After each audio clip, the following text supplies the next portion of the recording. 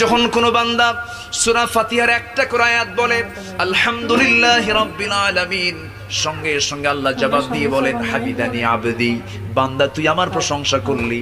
আর রহমানির রহিম যখন বলে আল্লাহ বলেন আসনা আলাইয়া আবদি। মালিক ইয়াউমিদ্দিন যখন বলে আল্লাহ বলেন মাজ্জাদানি আবদি।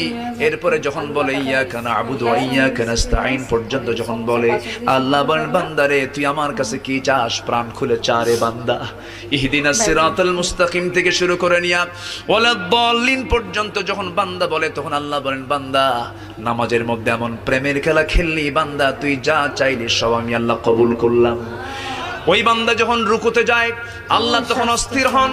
ওই বান্দা যখন সিজদায় যাওয়ার জন্য প্রস্তুতি নাই, সমস্ত ফেরেশতাকে ডাক দিয়ে বলেন ও ফেরেশতারা, এই বান্দাগুলো আমাকে দেখলো না, রাসূলকে দেখলো না, কোরআনকে দেখে হাদিসকে বিশ্বাস করে আমাকে খুশি করার জন্য তার সবচেয়ে সম্মানজনক